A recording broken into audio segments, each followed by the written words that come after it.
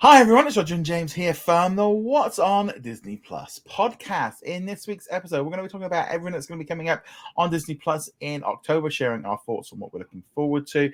We're going to be talking about what's going on with Hulu and a potential merger with Disney Plus.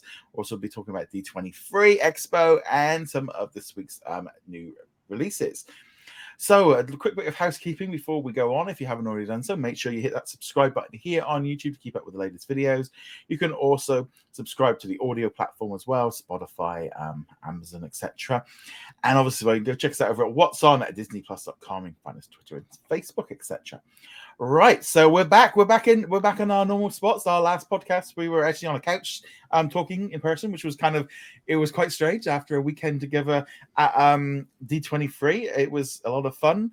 My feet are still full of blisters. I'm still getting over jet lag because it takes a few days to get over it. But yeah, we're back. I mean, what a weekend.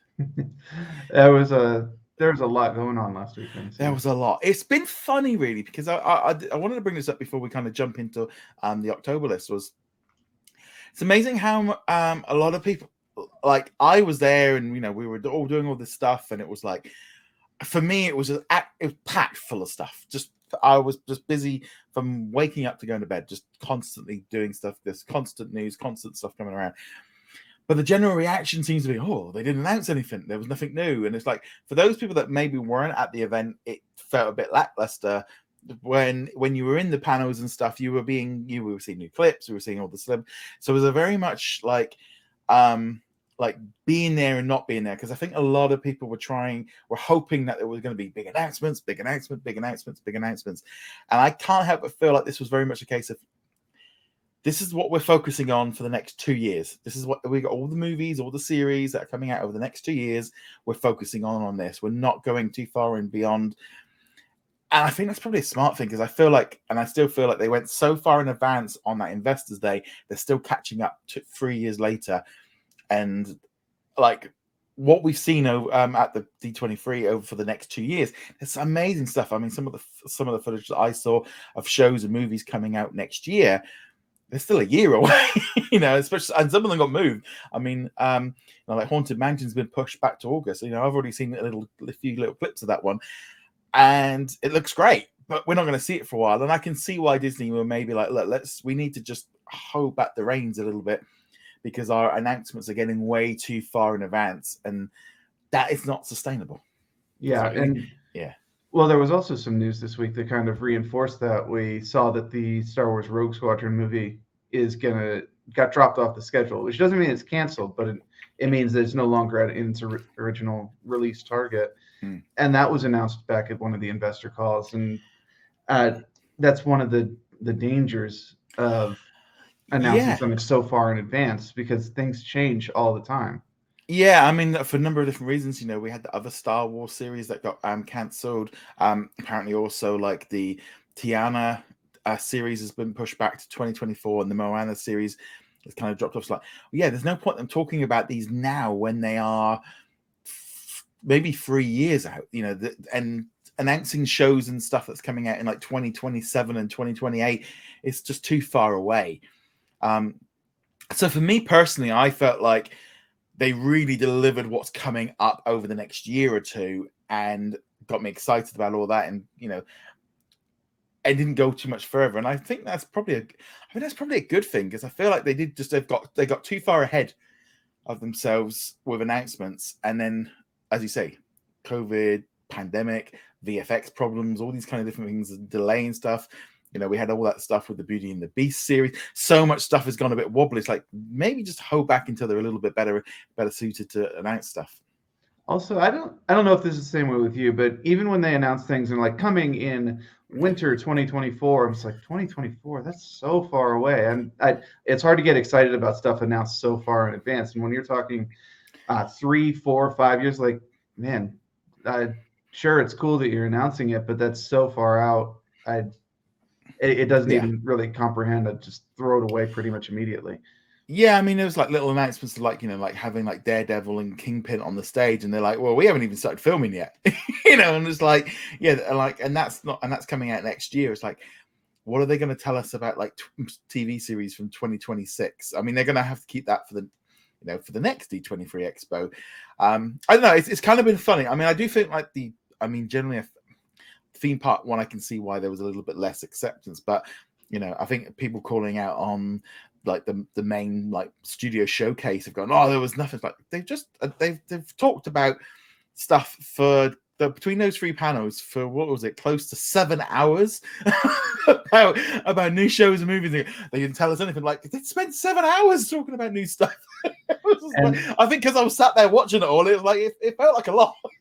And again, when you're at the panel versus watching it on a stream, there's a lot more going on because you get the trips, you get the clips, you get the trailers, you get people talking about it. I know for like the games panel, which is not something we really cover, but the people at home only saw the pre-recorded reel at the beginning, and then they didn't even know there were interviews and discussions going on after where they brought people out and were talking about them.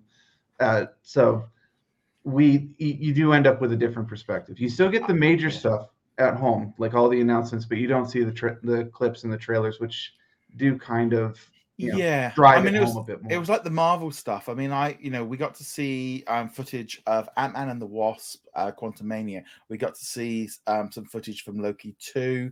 We got to see also we saw Werewolf Secret Invasion, which obviously they put the trailers out for. We also got to see something for Black Panther, which wasn't put out there. We got to see some clips of Andor, Mandalorian. We got to see some stuff from Indiana Jones. We got to see some stuff from Willow. We got to see a load of content from Avatar. So we did so those of us in the panel got to see stuff that people at home maybe didn't. And had that dropped, it might have, I don't know. I mean, if everyone had saw that Indiana Jones trailer, I think, or clip that we saw, I think the internet would have blown because it looks great. It looked amazing. I totally am in on the next Indiana Jones film because of what we saw. But yeah, I can see from at home. And I think the same thing with the Pixar stuff when they were showing us like Wish and so on. There's a lot of stuff that looks pretty good. But I mean, like Elemental, I mean, there's a reason they didn't show off was because it was so rough. It was really, really like, I was half expecting them just to come out, like with a flip book and go like, here's what we've got. Here are the animation stills that we did the hand-drawn that we're basing. It was hand-drawn at some points, Mm-hmm. I'm not surprised. No. But yeah, so as a whole, personally for me, I had an amazing weekend. It was a whole week. Started on Tuesday with the premiere of the See How They Run, which is a new movie that's from Searchlight, which comes out. I think it came out yesterday in the US. A really, really good whodunit, like murder mystery. Love that movie. That was great. And then obviously headed out to LA. And so just tons of stuff. So it's just been a crazy, crazy week. And obviously now just kind of getting back into the routine before I have a vacation coming up, which is going to be nice. I actually need one. I was such an exhausting week. I mean, it might have been away, but I was putting in like 4 hours before we went to the event and like 4 hours after the event and running up to the media room doing articles and stuff. So there was a lot of work involved in it that weekend. But it was a work weekend. I wasn't doing nearly as much as you were, and it still felt like I was doing work quite a bit of the time. Yeah, it was pretty good. Right, so let's look now at what's coming out for Disney Plus in October. Now, this is for the US. We haven't got the international list or anything like that. I suspect all of this there was a little, obviously, with the issue this past week with, or a week ago now, with the passing of Queen Elizabeth. It's kind of, especially on the UK side, and I think probably maybe as well in like Australian stuff, where it kind of paused a lot of the press releases and stuff. There has been a bit of a slowdown. They've not been pumping out the stuff as much. So expect we'll get them next week. Right. Okay, so every Monday in October, we're going to be getting a brand new live episode of Dancing with the Stars. So there will be a new episode live, and that's just for the US and Canada. So it's going to be a little bit different. So I'll be interested to see how this show performs. It's something a little bit different, very different for Disney Plus. And that actually starts this week, doesn't it? Starts Monday. Yeah. Yeah, that's it. So 2 days from this recording. Yeah. Because I think had it been, I mean, if that was strictly Come Dancing in the UK, I think that another week they probably would have had to push it back a week. Right. Then on Wednesday, October the 5th, we're going to be getting season 33 of The Simpsons, new episode of Puppy Dog Pals, The World of Flavor with Big Mo Kaysen, which is a new National Geographic series which aired this summer, a zombie short series. This one, I think we'll both be looking forward to this one. Shipwreck Hunters Australia, where they go hunting around for shipwrecks off of the coast of Australia, getting the entire series at once. This one's going to be a global one. Great, something completely different, coming from an Australian company as well. Be a bit. Yeah, I'm looking forward to giving that one a whirl. That should be very interesting, and given the history of Australia, I think there'll probably be a lot of very interesting wrecks for them. Yeah, I mean, one of the big things as well. I know when I was because it's going to be off the western coast. Because when I went off the coast of Western Australia and did because I did some backpacking all around Australia.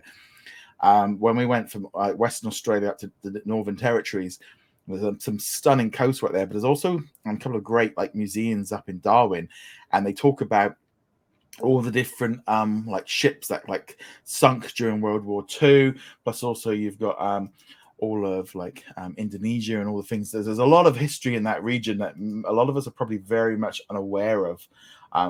Yes, I think so. That I'm looking forward to it. And there's also going to be a lot of wildlife because the Ningaroo Reef is the second biggest reef outside of Great Barrier Reef.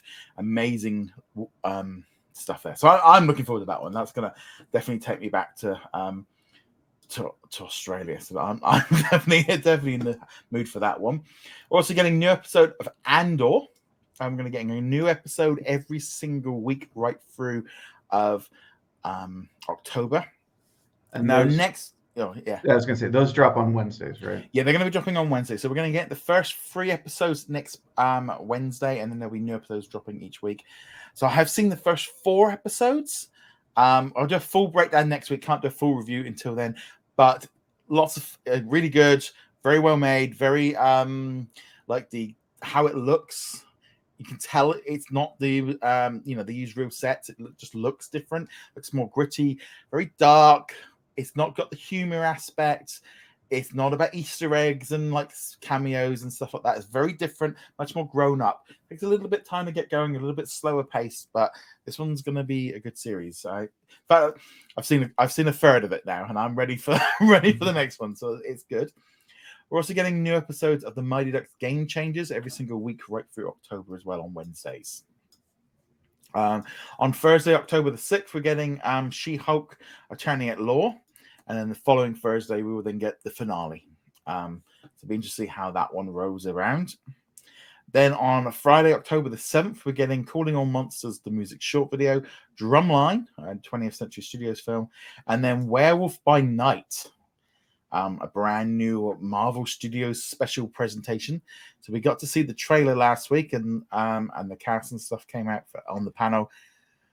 This one is I'm going to be honest, it just looks awful. I'm really I've watched this trailer a few times. I'm completely just I'm really going to struggle with this one. I can see it. It'll be interesting to see. I think I'm a little more excited for it, but I think that depends on what kind of shows and things you grew up with, because on the one hand you get proper horror, but on the other hand you get these kind of really campy schlocky horror movies, and I think there's more of a culture of that in the US than there is elsewhere. And also for me, watching black and white things was Monsters and the Addams Family. I just this one's got an uphill battle for me to kind of get me into the mode for that one. We'll have to wait and see. I'm looking forward to it, but also the fact that they haven't really talked about it at all prior to this point is more of a warning sign than anything. The trailer didn't bother me, but the fact that they've kind of just buried it and it's oh yeah, by the way, this is still coming out. Here you go. It's more concerning. Yeah, so we'll have to wait and see on that one. Then we're getting on Wednesday, October the 12th, we're getting some new episodes of Big City Greens. Sophia the First, seasons 1 to 4, and a lot of people have been waiting for that one. Some new episodes of Ultraviolet and Black Scorpion. And the entire second season of Big Shot. We got the trailer during D23 as well. I'm looking forward to this one a lot because I really enjoyed that first season, but I'm a little bit worried with the drop. This feels like we're dumping this and we're moving on. Because I mean the publicity on this is going to be very tricky, sandwiched between Mighty Ducks and Mysterious Benedict Society and Andor and She-Hulk and Werewolf by Night. Like this is going to be, and Hocus Pocus. This is going to be really tricky to get this thing like some PR time. Yeah, and I have to admit I'm a little disappointed it's getting the full drop rather than the weekly drop, as opposed to say Mighty Ducks, because of the two of them, I'm definitely more interested in Big Shot. Hopefully it's just them testing something, but again, it feels like the full drop on Disney Plus it is an indication of them not having as much faith in it, which is it's sad. But we'll wait and see. They might be dropping the whole thing at once for a different reason. But I don't know. I really would have hoped for them to have held this back until they got Mysterious Benedict Society and Mighty Ducks out the way. It just feels like, I mean, it reminds me of that summer last year where we were having all of these at the same time and they were kind of cannibalizing each other. And this feels like this kind of could have done with having a few extra months in the can. Probably. I'm sure there's some behind the scenes stuff that decides why they do this, but this feels like let Mighty Ducks do its thing, let the Benedict Society do its thing, and then drop Big Shot, and then like Star Wars and Marvel, you have a continuous loop of new content. Yeah, there's definitely a lot of content coming next month. On Friday, October 14th, we're getting Into the Woods. I'm getting the sing-along version. So if you didn't have enough of it the first time around, I had plenty of it the first time around. We're also getting The New Mutants, which is an underrated movie, and it's worth checking out. I know it got a lot of bad reviews, but don't sleep on it. It's not too bad. Well, there's a big difference between paying money to go see it in the theaters versus it just being on Disney Plus for you. I rented it, so I was quite happy. I thought I got my $4 worth. So, that's still much cheaper than going to the theater for it. Then on Wednesday, October the 19th, 4 new episodes of Alice's Wonderland Bakery, and then a big one that people have been requesting every day for the past 3 years. Bear in the Big Blue House is finally into Disney Plus. I know there's some people in the looking at the reaction on social media. This one was wanted. There's a lot of people excited about this. I'll be honest, I have never watched it. I was a little bit old when it came out. There's a lot of nostalgia for this series. There's a lot of people excited, and I've been having a bit of a chat with a few people, kind of going, "Who's more excited?"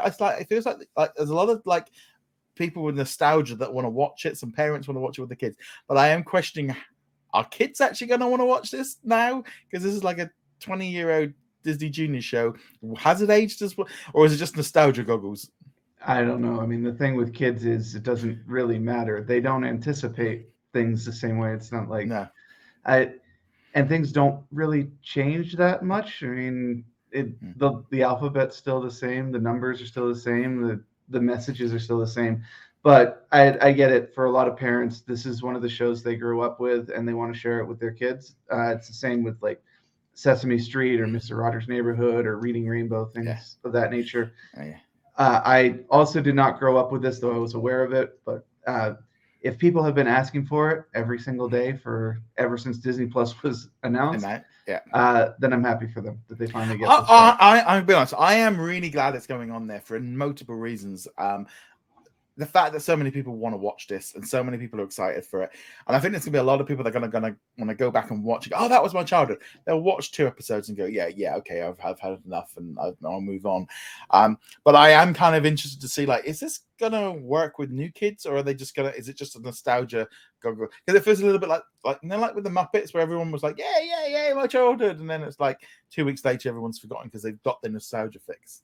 Well, and again, binge drop versus weekly drop. I mean, it doesn't make sense to release a several decades old show. I'm talking about the Muppets here. In a once per week. It's been out and people aren't going to tune in for it. But with the binge drop, you get a little bit of hype, and then it just kind of fades away, unless it's like Stranger Things or something. My only thing is that if Disney thought that there was money to be made from this, they would have had it on there from day one and had like merchandise and stuff for a new generation of kids. I think it's just I think it's just going to be a lot of people checking it out. Also coming on the same day, another one that's been requested a lot is PB&J Otter. Because it's just peanut butter and jam otter. Is that that's jelly? Yeah, jelly. Yeah. So they're getting 3 seasons of that again. It's just nice to see some stuff coming on here that's a little bit older. Getting Raven's Home, some new episodes from season 5. This one's a little bit interesting. Spider-Man, the new animated series, and the Spectacular Spider-Man, which was a very popular series. The Incredible Dr. Poe, season 21, and Wicked Tuna. Now, what is interesting about the Spider-Man ones is they are Sony animated series, not both only ran for a limited time. They weren't like long-running ones, but again, just more indication of Sony and Marvel and Disney working all together to get stuff, which is good. I mean, that is a good Wednesday. I mean, that's the best library drop I've seen in the US for a Wednesday in probably a year. Yeah, there's a lot of content here. There's a lot of things that people have been requesting, or even if they haven't been requesting, a lot of ones that get people going, oh yeah, I remember that show. I might check it out again now that it's available, or at least being highlighted. So great, and I hope it's not another year before we get an equally interesting library drop. I've actually just noticed something here when I'm reading through this list again. Originally, on this list, Disney had announced that Zorro seasons 1 and 2 were coming. Right, you have that on the page. Yeah, and it's gone from the official list. Actually, you had Zorro down on the first Wednesday. Is it not over there? It's not. It was on there when I did all the bits and pieces on Wednesday when that dropped. Well, might not be getting. Yeah, so that's not looking good for Zorro. Hopefully that's just an oversight, but it was on the email that got sent to me from Disney earlier in the week. So Zorro seasons 1 and 2 was supposed to be, that's like a 1950s one. That was originally announced way back when. So okay. Then on Friday, October the 21st, we're getting Hall of Villains, which was a YouTube special. Then on Wednesday, October the 26th, we're getting Tales of the Jedi Star Wars. This is 6 new shorts. It looks pretty good. We're also getting the first 2 episodes of the Mysterious Benedict Society Season 2, plus also 2 episodes of a new Japanese Disney Plus original series, Sumo Do, Sumo Don't. So that's actually dropping the same time as in Japan. So, and that's going to be a week. So it looks like we're getting a global release for that one. And then finally on Friday, October the 28th, Alvin and the Chipmunks, the Squeakquel, and Where Monsters Dwell animated movie. So other than that Zorro thing, which has now thrown me off of what I was going to say, was this whole idea of Disney kind of starting to get some of this library content in play, trying to get some of this stuff that's been requested for a while and seeing a little bit more of it. There's a couple of things on this list that are like, oh, that's good. That's some library content. People have been asking for some library stuff. We haven't really seen anything this year. I know some people maybe get a little bit excited, like suddenly they're going to release. But it's like, yeah, let's see how they go. Well, they've already looks like they might be letting us down before we've even got going. And I'm just like, oh, it's just a shame because it's like this Disney 100. Let's start getting some library content on here that's been requested. Let's get this stuff going. Let's start, I'd like to start seeing some stuff from 20th century Disney from like the 30s, the 40s, the 50s, the 60s, the 70s. I know they're not very much in demand, but especially some of the movies, some black and white ones, just to offer some variety for adults, and yeah. The problem isn't even so much the demand, it's whether or not they have the material to make them available on a current resolution. Because while Disney does keep fairly meticulous archives, a lot of these films just kind of disappear. And yes, you might be able to find a VHS copy hiding out in Goodwill or something like that, but you can't make, or it's extremely hard to make like a 4K upscaled version off of a VHS tape. And if you don't have the original masters or any of the strikes, then you don't have the ability to make it. And the longer the more older movies and the more obscure the older movies get, the harder it is to find them. And I think I feel like the movie side might be a bit better because most of them are probably on like film. So they've actually got better quality versions. But a lot of the stuff I know from like the 80s and so on were on tape, and they've just not at the higher quality level that we need for a modern TV. So there is an issue. Hopefully they will continue to add stuff in. I mean, those were some big ones. Zorro, like I said, Zorro being missing from that list has got me a little bit worried of like, oh, here we go. Well, I think that's more likely that they just need more time cleaning up the. Well, it's already on Disney Plus in Latin America. That's what's annoying. It's not like it's not available. Yeah. They may still want to upscale, and it might also be a rights issue, though. We'll see what's going on with that. Hopefully, it's just the fact that they missed off the thing, but it's just a little bit. The fact that is missing does kind of give me a little bit of worry, because this is what tends to happen. Is these lists change? They change as they go along.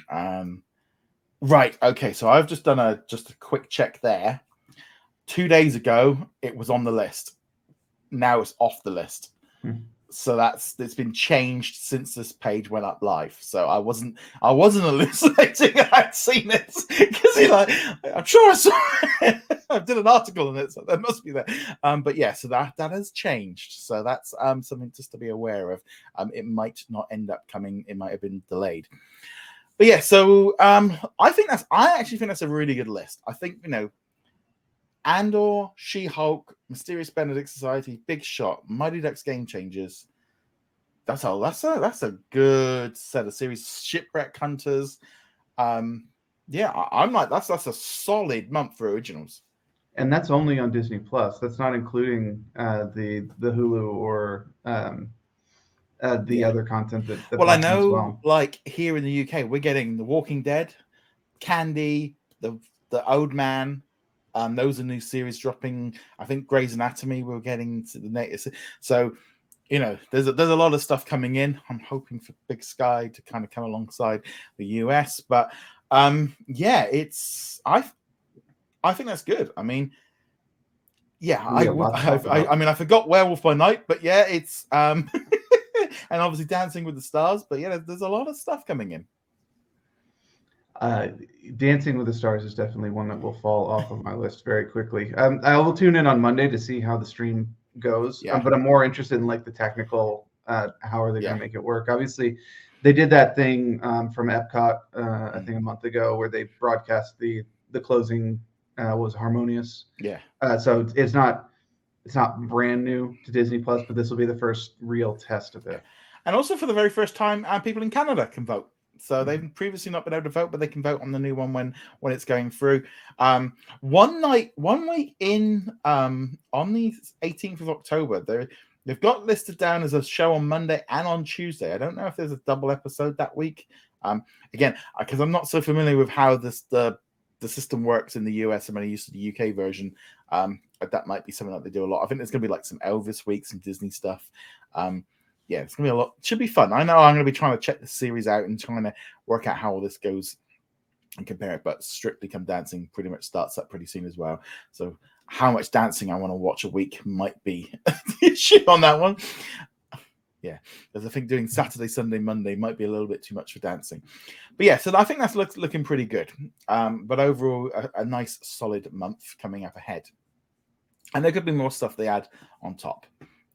Don't forget that one as well. Right. Okay, let's now shift gears a little bit. So just before the D23 Expo, Bob Chapek, the CEO of Disney, spoke with a number of the big trades like Deadline, Variety, Hollywood Reporter, and was talking about future plans and the idea that they want to kind of move away from having this soft bundle, which is Disney Plus, ESPN Plus, and Hulu. And they kind of want to basically merge them together at some point. And they're going to let the consumer kind of work it out, and being very open about the fact that he wants to merge them all together. Since the D23 Expo, there was a little bit more. They took part in something, I think, at Golden Sachs or something like that, where he spoke a little bit more in depth about it, talking about the idea of merging them together. So I'm just going to bring this one up because there's been quite a few different he's been speaking to everyone in the GOAT. He said we specifically had the opportunity in 2024 to put in a call to buy Hulu. Now, some of you may have noticed that in Europe, Disney Plus has a sixth brand called Star, which includes our general entertainment from the company. And so we're going to have a lot of experience in integrating Disney general entertainment into Disney Plus, which I would call a hard bundle. It's a hard bundle. And so we are all about the consumer choice and personalization. So we want to give the consumer choice, and whether we offer something like that's a hard bundle going forward, that's something that we want to do. And we also talked about the fact that there was a lot of different areas within Disney Plus. He talked about the thing that you have to worry about with Disney is sort of brand friction with some of the content that we might have in our general entertainment. And I'm amazed every day in this job of how elastic the Disney brand is. I would tell you that we had no blowback whatsoever in terms of including the general entertainment content on Disney branded streaming proposition, which I'm not saying is going to be received exactly the same in the US, but I think it gives us the same reason to believe that we have more degree in freedom than anybody else would have expected to put on general entertainment on the Disney banner, and still have to be subjected to the origin rejection of the consumer. So I think this very much comes from the idea that a lot of people in the US are worried about with Disney Plus of it's for kids. Disney's a brand for kids, and that's all it's for. And Disney has now basically had 2 years nearly of having American Horror Stories and The Walking Dead sitting alongside Mickey Mouse Clubhouse internationally, and they are finding no problems. They're not getting any issues. They're not getting any blowback from customers. The rest of the world has accepted it openly and gone, feed me more. And now they are kind of looking at the US going, well, everybody else in the world can handle it. We need to do this in the US. And they're making very small little steps. I think like bringing in Daredevil, bringing in the Orville. They've been doing little things to kind of get us all warm for it. But this feels again in that same vein of going, we're just going to slowly rise the temperature so you will all get used to the idea that this is coming. And it's very difficult, because if you'd said to me 2 years ago about this, I would have been a little bit more skeptical. I would have been like, how is this going to work and all the rest of it? Here we are 2 years on. They've done it. They've done it everywhere else. And the America doesn't have it. And they can see the benefits now. They've got data. They've got the data now. They've proven that it works. They've proven with the advertising. I mean, when we have an advert for like a Star, they don't even call it a Star series over here. It's just a Disney Plus original series. They don't even use the Star branding really, unless it was for Pam and Tommy, where they were, we just put that in there just in case. But in case Sebastian needs to sing to himself for a little while. Yeah. Other things they haven't really bothered with, but that was one where they were like, we're going to throw that line back in just in case we need to use it. It's worked. It's worked overseas. They are looking at what's happening with the consolidation. We've been hearing this week that Paramount did a little soft bundle with Showtime. Then they made it a little bit more harder. And now they are looking to literally get rid of Showtime completely and just put it all into Paramount Plus. Warner Brothers Discovery is planning on doing whatever they're doing, but they're going through an entirely different thing going on. I'm actually not even sure there will be a Warner Brothers streaming service. I think they're going to end up selling everything off to whoever pays. I think they could sell off the Netflix. The wording, everything that's going on in Warner Brothers right now, it just feels like they are not bothered about the streaming service anymore. They don't feel like that's a way of making money. They can make more money by selling it to somebody else. They might have a streaming service, but it's not their priority, and they're focused. They'll sell it anyone. They're kind of following Sony in some ways. There's also been rumors of like Comcast buying them. There's all kinds of stuff been going on. They are definitely acting like a company that is desperately needing of some cash right now, and running your own service, while good on paper, isn't always the most financial sense. Even Disney's running at a loss right now on Disney Plus. I think, you take a big hit up front to get the number of viewers, and then you get the money back later by doing things like adding in ad content. Well, I think that's the key thing with Disney. Disney are now looking at it going, right, that's over now. We're adding in the ads. We're putting the price up, because he even called it this past week. He said that Disney Plus is undervalued and underpriced. They are looking at it now going, and I think they know the only way of getting those prices up is to put content in there. And there's been some talk. I think Kareem was on something, and they were talking about there maybe being an Investors Day coming up pretty soon. Now, I want to put this, that if they do an Investors Day, it is not going to be the same kind of Investors Day that they did back in 2020, because at the time the world was closed, and they used that as a way of kind of selling the streaming service, because that was the only thing they could run. Everything else, the cruise lines, the parks, the shops, everything was shut. If they do an Investors Day this time, it's probably going to be much more business. It's aimed at investors, less about content, and I suspect my gut would say maybe like end of November, beginning of November, talk about the ads, talk about what their general entertainment, talk about the future of Hulu, maybe ESPN Plus gets added in. This is if we were ever to get that kind of news, you get that at the Investor Day, where it's all about the money. That's what it's all about, the money. It's all about getting that money in. And yeah, I definitely feel like it wouldn't be at all surprised if there was an Investors Day before the ad tier runs in at the beginning of December. But it will not be them just kind of announcing 150 movies. That's not what that would be about. The only reason they would is if they were bringing in a lot of content from Hulu or something like that. And based on what's been said lately, that's still a ways off. That's not coming by the end of the year. They might get a couple of pieces. There might be a movie or like a big blockbuster that people are interested in, but it's not going to be the huge content drop that Star had. The thing is, they've also got this big issue with Hulu and they've been very open about the fact that they're very restricted until early 2024, which is still 18 months away or 16 months away now. Now, whether or not they could start moving things over to next day, could they pull Universal and pull everything off of Hulu and kind of starve Hulu of content? But they've got to be careful that they're not kind of deemed to be like just self-hurting the company. They could maybe get into trouble with Comcast from that. That might be an issue. Maybe they line up like, oh, we're going to be adding more stuff in over the whole year. You're going to be getting stuff weekly. We're going to be moving stuff over. I mean, maybe they start. Could they announce like Hulu Disney Plus originals that they're going to be like shared? It's very tricky because they've got a fine line of the contract that they've got. But yeah, so there's been so much talk from Disney about the idea of the merging stuff in.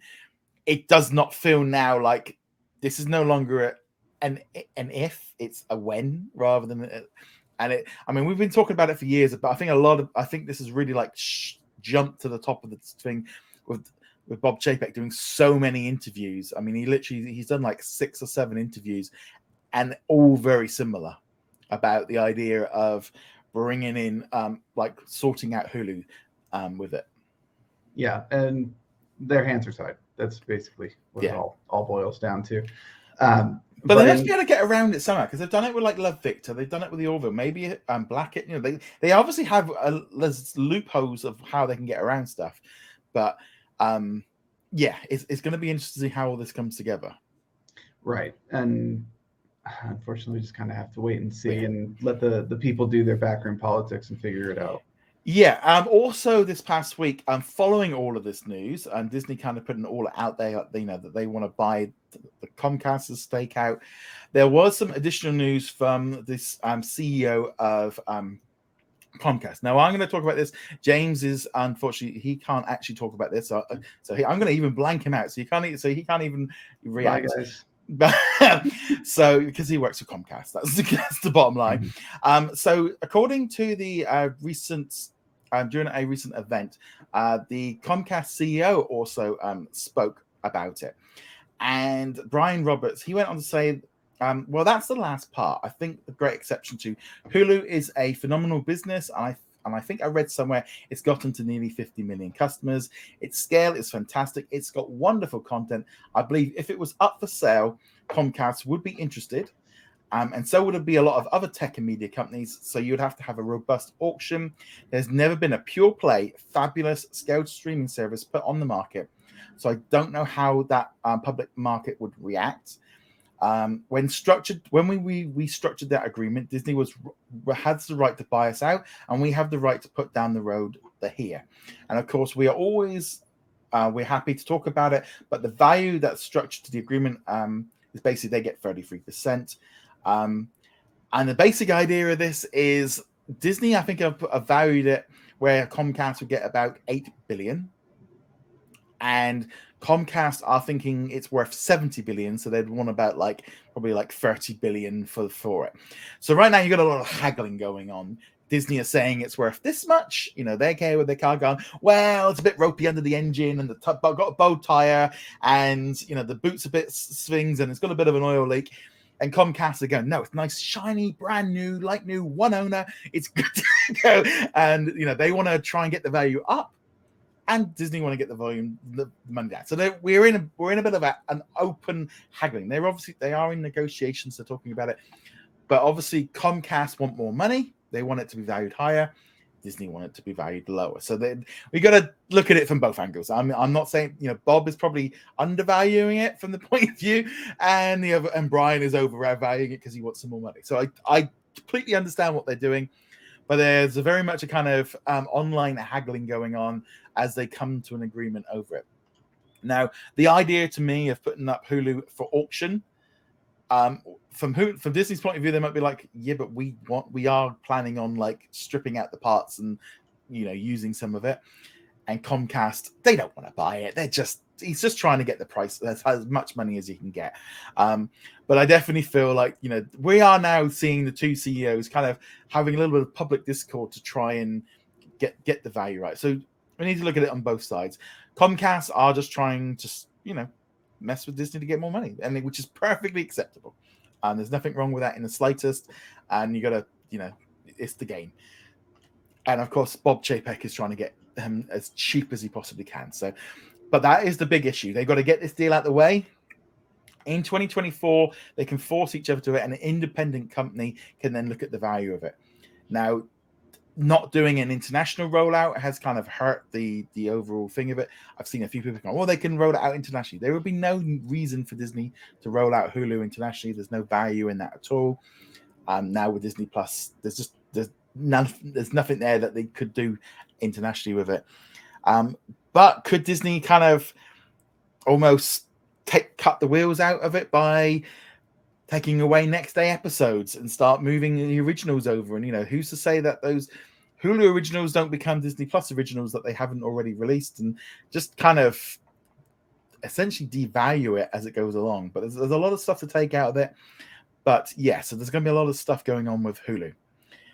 Right, so let's now move on to some of the stuff that's been out this week.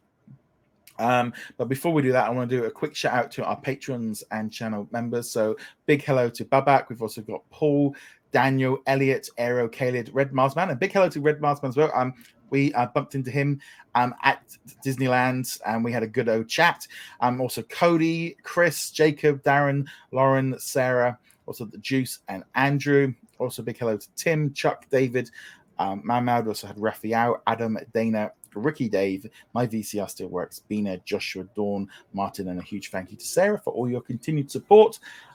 Really means a lot. And just a big thank you to everyone that said hello to me at the D23 Expo. So many people said they enjoyed the podcast and watched the videos and stuff.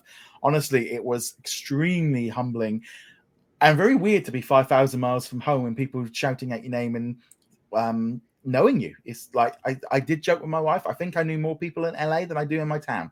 That was it was kind of one of those really weird moments of I was like, yeah, it was certainly great. So yeah, so meeting everyone and stuff was honestly one of the highlights for me. It was really great, and taking selfies with people and stuff was it was a great experience, and I can't thank everyone enough for that. It was great. It was so yeah, it was good. It was definitely an odd experience to be standing in line for pizza, and then Red Marsman. It's like, oh hey, I know you, James. It's like, I love the show. Yeah, it's good. It's really good to submit everyone and stuff. So that was a great highlight. So I'll be honest, with D23, I have not really watched a lot of TV this past week. I did watch SheHulk. I did watch the finale of High School Musical, the series, and as I said, I watched Andor. But that's been about it. I've not really been able to watch a lot of stuff because Andor was 4 episodes, and High School Musical was 2 episodes. They were about 35 to 45 minutes or so. I mean, people, we're not getting Stranger Things season 4 length episodes here. I would actually consider that a good thing. Having not seen Stranger Things, I think that they probably should have broke those up a bit. Yeah, those 2-hour episodes were a little bit long. And it's not like that they were particularly concerned with doing everything as a bulk drop with Stranger Things. So maybe it made sense watching them. Like there was no like cut point that made sense, but at the same time, kind of like that's a little indulgent, honestly. Yeah. So we had the 5th episode of She-Hulk dropped this week, and do you know what? I had a complete blank then on what that one was about, because it's kind of weird because I saw the first 4 episodes about 5-6 weeks ago. So it was a bit of an odd one with She-Hulk, where it's like tuning in on Thursday to watch a new episode. And I haven't seen a new episode for weeks, so it was just like it was fun. Again, a very fun show. It's okay. I'm still not. It's fun. I'm enjoying it, but it's very lighthearted. Whole thing of just her being like in sort of being in court. It's just different, isn't it? It's very different. It is very different. I'm enjoying it quite a bit, although I wouldn't necessarily like rank it as a must-see show or one of the highlights of the MCU.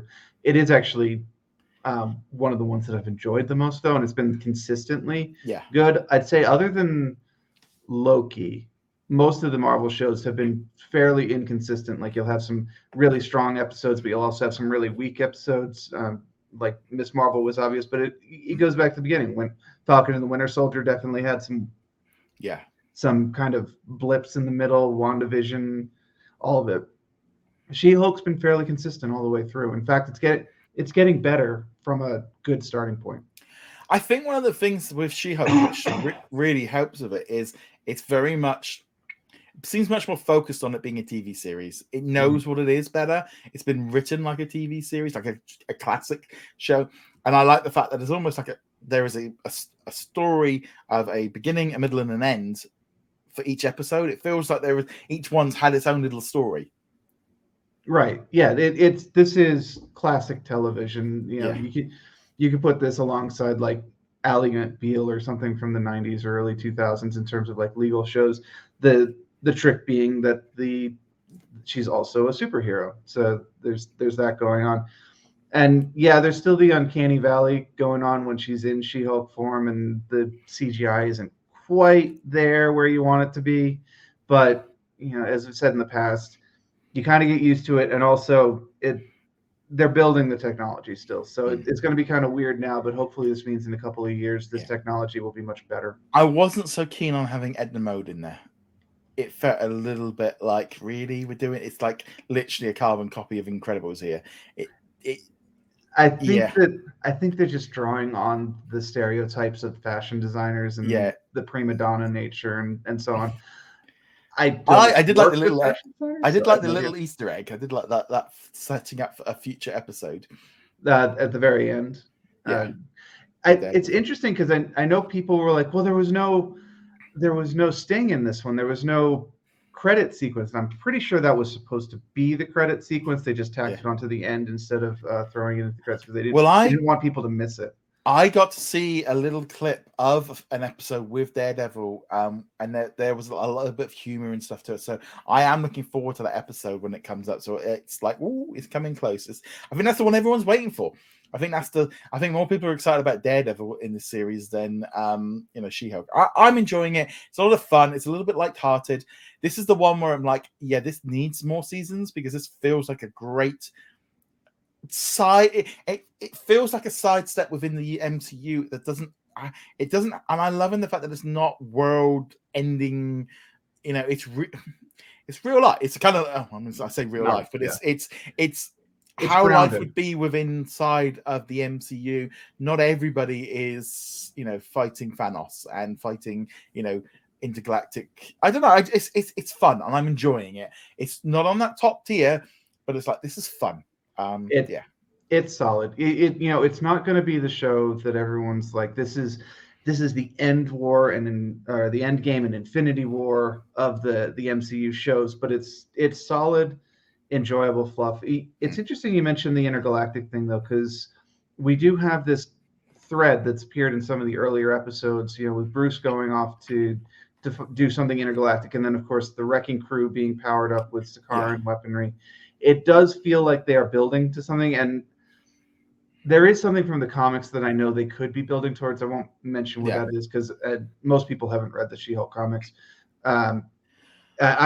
If they do it though, I'll be thrilled because it was a lot of fun in the books. But we'll see where they're going with that. I'm just glad. I'm kind of liking them not having this big, and I enjoyed that as well a little bit more with Moonlight as well, where it's a self-contained little story and it's kind of disconnected a little. It is connected to the MCU and how they're pulling everybody in on it, but it doesn't.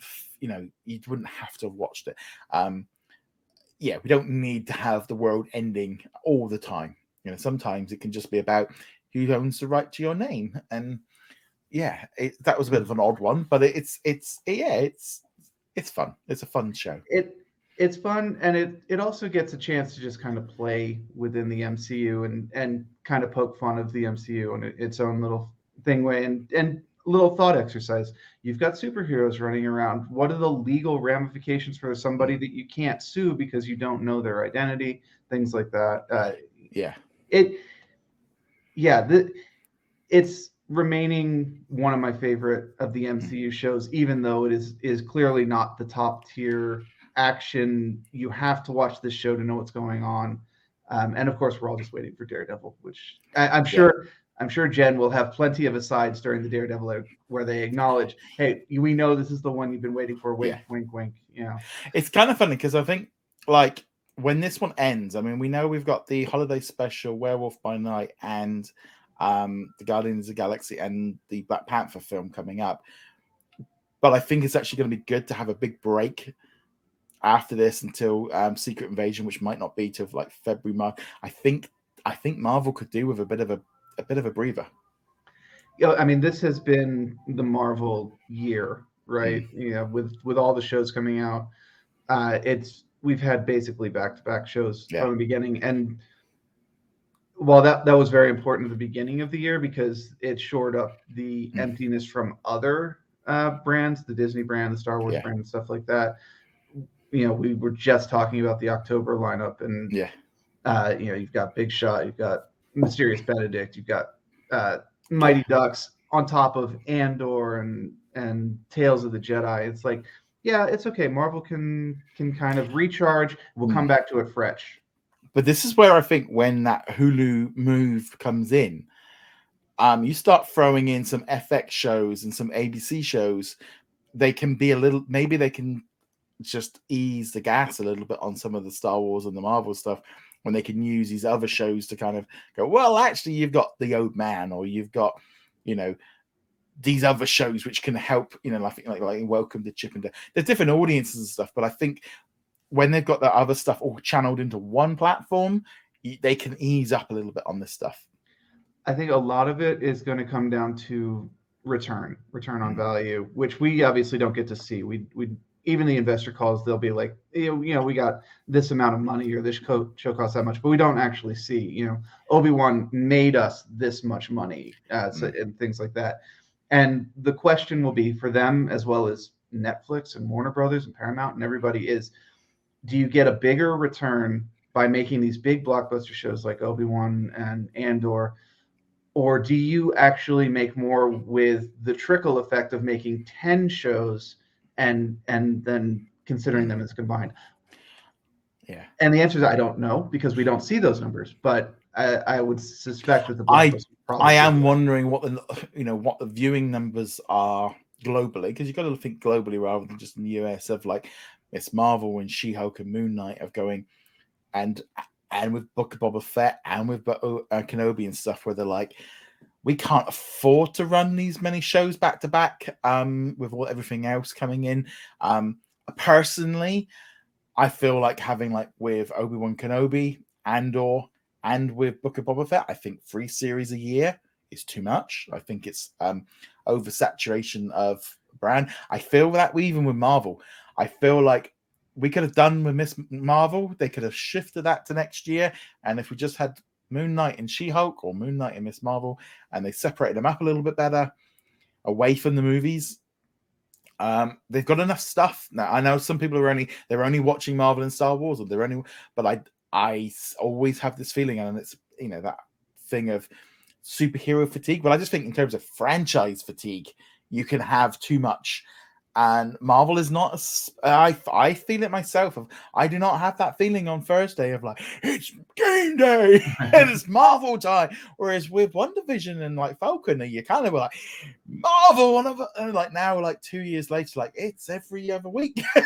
I think part of it though depends on the quality. Like if you continue to produce quality, if you're producing 12 Marvel shows a year, one per month, and there's overlap. If they're all really good and high quality and they don't have like the dips like Miss Marvel had right in the middle, then people will be fine with it. That's why the whole Marvel fatigue, the superhero fatigue, I never really bought into, because like, there's a lot of movies, and I'm not just talking Marvel, Deadpool and the DC movies, but they're really good for the most part, so people keep going to see them. And it's the same thing here though. I personally feel like I have had superhero fatigue because I stopped watching all the DC shows because I got bored of them because there was too many of them. I feel like with the Marvel ones, I really enjoyed watching The Boys earlier this year because it was like, just something different, something fresh, because I wanted. But I'm not, I tried watching, there's been a whole host of like Umbrella Academy. There's been we had Peacemaker, we've had a whole host of everyone, and it's been that kind of thing of like, it's like, how many superhero stuff can I watch? I still haven't even watched the Batman.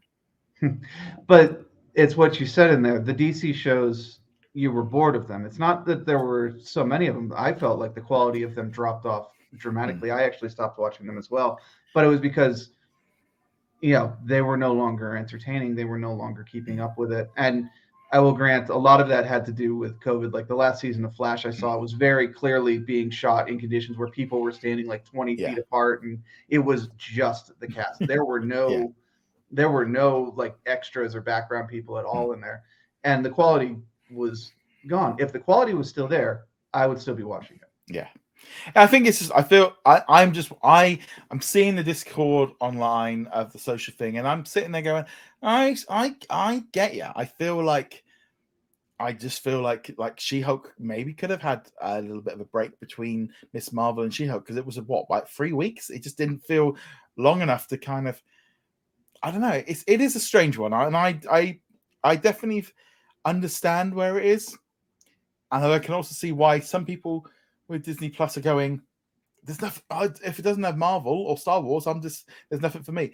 And I'm maybe again with the Star stuff, it's like, but I've got other shows I've been enjoying on, like, there's so many other shows that I've enjoyed on Disney Plus this year, which and more coming up that I want to watch, which aren't connected, and I'm enjoying them probably much more because some of the FX stuff has been great. I'm really looking forward to watching The Old Man, because that's supposed to be pretty good. You got Candy, that was supposed to be a good like mini series coming up. The Walking Dead. I still got to finish off the half the season of Wedding Season that I just before D23, because I only saw half of it. I've still got the final episode of Under the Banner of Heaven to watch. Then there's been some other bits and pieces. I've still got a couple episodes of Welcome to Wrexham to watch. Mike, I've not even started Mike yet, because that dropped right on Disney Plus Day last week, and I'm there going, I've got all these other stories to watch from Disney Plus. And I'm not so it does make it so Marvel does. It's like, well, there's some different things here that I can enjoy, and I think that's the advantage when they do merge things together. Where I'm coming from and going, look, we might not need as much if you've got all of this. If you've got all these other, you got a steak, a pie, some swordfish, some tuna, some lamb shanks, and you got pizza and you got chips. Whereas at the minute with Marvel, it's like you've got pizza or cheeseburger. That's your two options. I've got a big feast of stuff to watch every week. And again, it'll be coming down to the quality. A lot of options, of course, is never a bad thing, but part of that question is going to be, sure, the Marvel side might be a cheeseburger and a pizza. Are they good cheeseburger and pizza versus the ones over here? Like, do you have the the little microwave $3 pizza on this side, and over here you've got like the Pizza deluxe one. Is it the Express. other way Yeah, around? You know, yeah. I'm not actually saying which is which. I'm just saying that when you're looking at these things, that's also part of it. Quantity versus quality. It's funny. I mean, are you going to a proper steakhouse and getting a steak burger that's $30 like I did the other day because there was nothing open, or you're just getting a McDonald's 99 cents burger, and I do feel like, for me, I can see why when they sort out what they're doing with Hulu and Disney Plus, I do think they can pull the handbrake back a little bit, or put on making some more Marvel stuff, and maybe they're getting that feedback and going, we're getting a little bit of pushback. We're getting people that are getting bored. People are not as excited about things. So like when we've got Daredevil running for 18 episodes, well, I don't want another series coming with that. That needs to have its own. We've never had 18 episodes of a Marvel series before. That is what, 4 months? I mean, if it was properly one episode per month, it's 4.5 months. But we know that there will be we assume there will be a multi-drop probably at the beginning, possibly at the end as well. Yeah. It's gonna be interesting how all this works together. We know next year we've got Secret Invasion, Echo, and I've gone blank on the Ironheart. Yeah. I think Armor was a little bit further out. It's definitely going to be interesting how all this comes together. But yeah, it's funny. I think I definitely feel like I said, when America can get itself sorted with this Hulu deal, and they can get that content into Disney Plus, and they're delivering you multiple shows a week. If you've got Dancing with the Stars on Monday, Grey's Anatomy on Tuesday, Abbott Elementary on Wednesday, FX show Thursday, and then a Disney Plus series Friday, and maybe even on some of those days you're getting 2 or 3 different shows. They can go, look, we don't need to be spending $1 billion on all these Marvel shows. We can make 2 a year, and it's rather, and I think that's going to be, I think that'll be better in the long run. I do feel like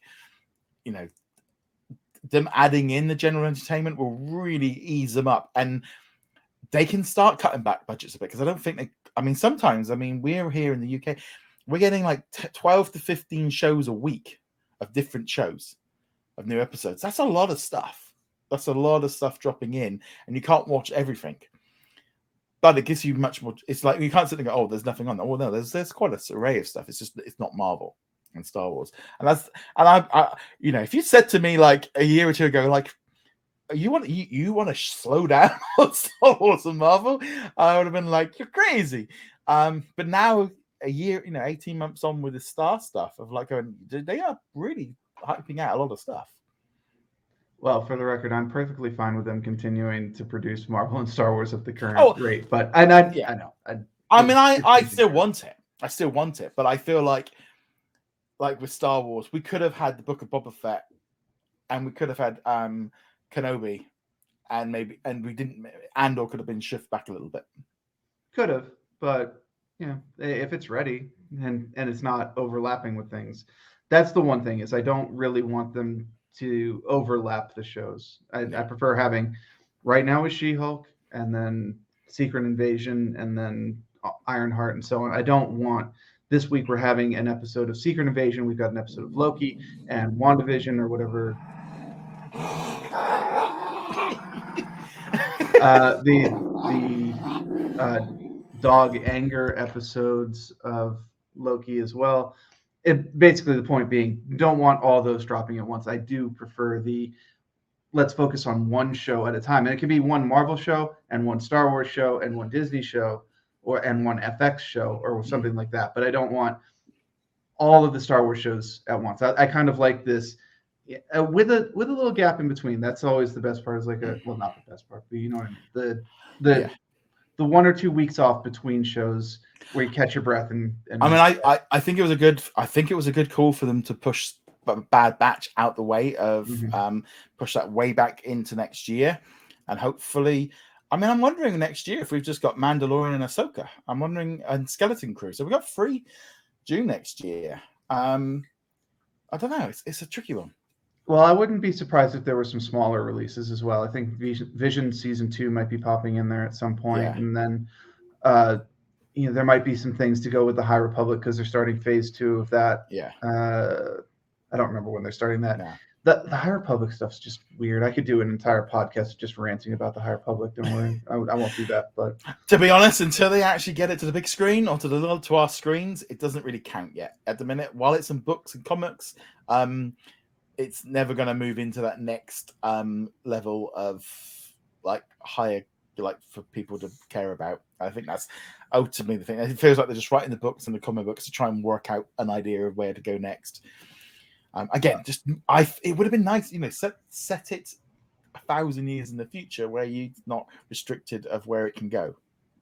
That would definitely be a thing. You don't even have to go that far. I mean, it's Star Wars, the timeline. You could just go, yep. I mean, actually, they did do that once. It's in the old continuity. It was called Legacy. It was like 120 years after Return of the Jedi or something, and it was like, yeah, this is where things are at. And unfortunately, it was still a Republic versus an Empire story. They kind of need to move past that.